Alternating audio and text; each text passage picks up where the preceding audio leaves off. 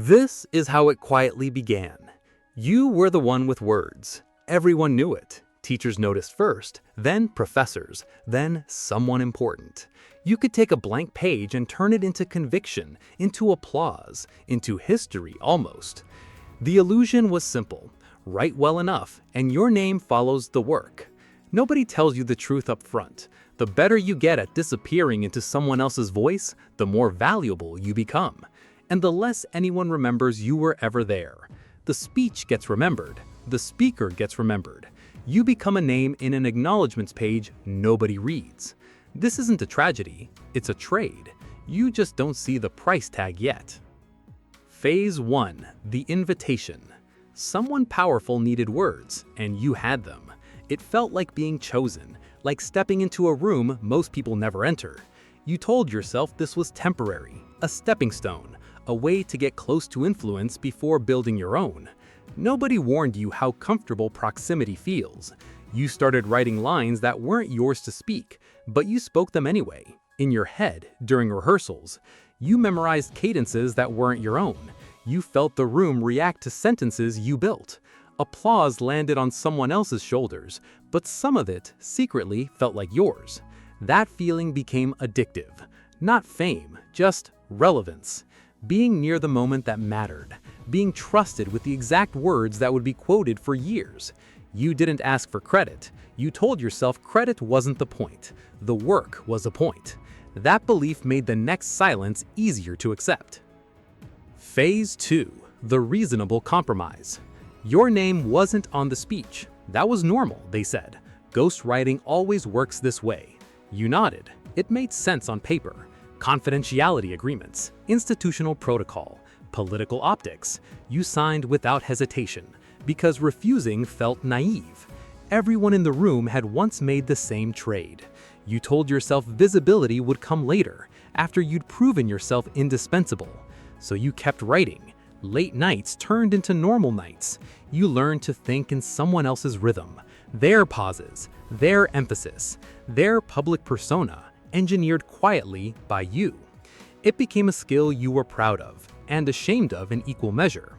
Nobody claps for the architect of someone else's applause. You accepted that, quietly, repeatedly. Each acceptance made the next one require less thought. This is how invisible work becomes a career, not through one big decision, but through 100 small ones you stopped noticing you were making. Phase 3. The new priorities. Ambition doesn't disappear, it relocates. You once wanted your own voice, your own book, your own name printed somewhere permanent. Now your priority was deadlines, drafts, approval chains. The speech had to land by 6 a.m. Your own writing waited in a folder you stopped opening. Family asked what you were working on. You said a big project, vague enough to avoid explaining you couldn't take credit for it. Your calendar filled with other people's milestones, their campaign launches, their eulogies, their apologies carefully worded to sound sincere. You wrote grief you never felt, triumph you never experienced, and somewhere in that repetition, your own opinion started feeling optional. Why develop a personal stance when your job was borrowing someone else's convincingly? This wasn't laziness, it was efficiency. You told yourself skill mattered more than recognition. That belief made it easier to keep showing up, long after the excitement had quietly left the room. Phase 4. The adaptation. You noticed at first in conversations, you'd start sentences the way your subject would. Their phrasing bled into your own thinking. People complimented your writing, without knowing they meant someone else's public image, built by you. It stopped feeling strange. It started feeling like expertise. You'd mastered the art of erasing yourself convincingly. That mastery earned trust, more projects, more confidentiality clauses, more rooms you weren't allowed to mention attending. Your identity split quietly into two versions, the private one still hoping for recognition someday, and the professional one, fluent in disappearing on command. Colleagues assumed you didn't want a spotlight. You let them believe that. It was easier than admitting you'd simply stopped expecting it. Somewhere in this phase, ambition changed shape. It wasn't about being known anymore. It was about being needed. Needed felt almost as good. Almost.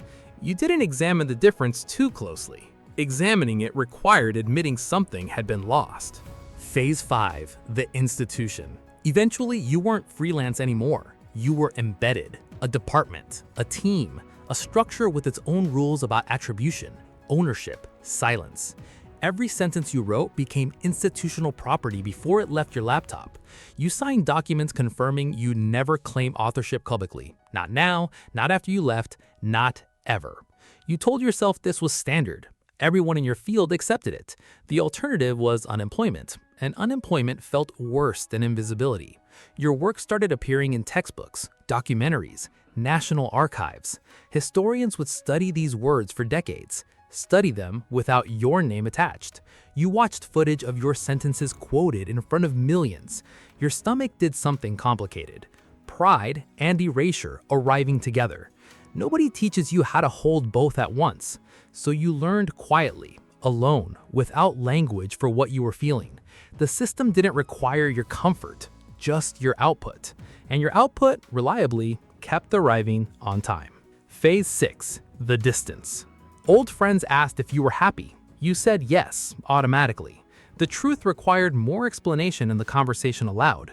You stopped mentioning specific projects, partly confidentiality, partly exhaustion from explaining invisible labor to people who assumed writers wanted fame. Your relationship with ambition changed permanently. You no longer dreamed about your own byline. You dreamed about deadlines being met without last-minute panic. The gap between who you once wanted to become and who you'd actually become widened without a single dramatic moment marking it. Nobody warns you erosion feels calmer than collapse. You began measuring success differently. Not recognition, just competence, quietly acknowledged in closed rooms by people who mattered to your paycheck, not your legacy. Your inbox filled with confidential drafts. Your personal writing folder gathered dust you no longer noticed. This wasn't despair. It rarely announces itself as despair. It arrives disguised as routine, familiar, functional, and quietly permanent. Phase 7, the trade-off. You started noticing what you'd actually given up, not just credit, time, presence, the version of yourself that once wrote for meaning instead of deadlines. You watched someone else deliver your sentence on television, voice trembling with emotion you'd engineered on a laptop at 2 a.m. Viewers cried. You felt nothing you could safely name. Colleagues who'd left the field years earlier now had their own books published, their own names on covers. You told yourself timing mattered more than talent, that comparison was unfair. Some nights that reasoning worked, some nights it didn't. You noticed your own vocabulary shrinking outside of work, as if all your linguistic energy belonged to someone else's public voice now. Friends stopped asking what you were working on. You'd become difficult to explain at parties. It's complicated, you'd say, smiling, moving the conversation elsewhere. The trade wasn't tragic. It was simply irreversible in the way most quiet trades are. Phase 8, the system. By now, the institution didn't feel like a stepping stone. It felt like the entire structure your life operated inside. Retirement plans depended on it. Healthcare depended on it. Your family stability depended on drafts landing on time week after week indefinitely.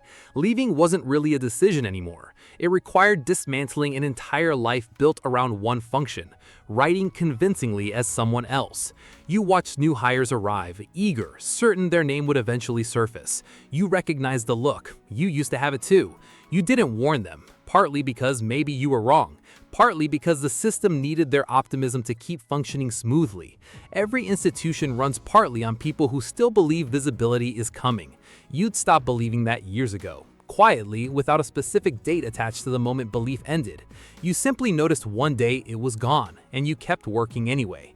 The work didn't require belief, just consistency. Phase 9, the reckoning. Someone once asked, casually, if you regretted any of it. You paused longer than expected. Regret wasn't quite the word. It was something closer to recognition. You could trace, if you tried, the exact moment ambition quietly changed direction. Not a single dramatic scene, 100 small acceptances stacked invisibly across years.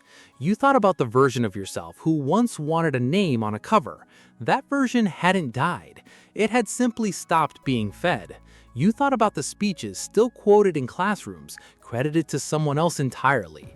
You thought about your own children not fully understanding what their parents actually did for decades. Something with writing, they'd say, unsure of details even now.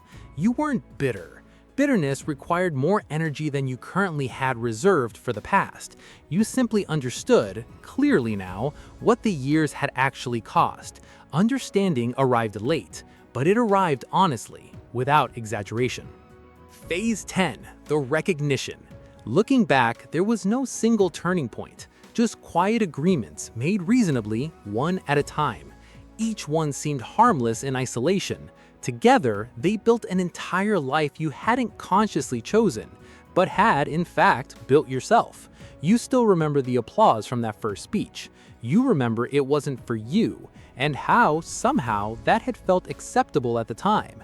Acceptable enough to repeat, again and again, for decades. You didn't lose your voice in one violent moment.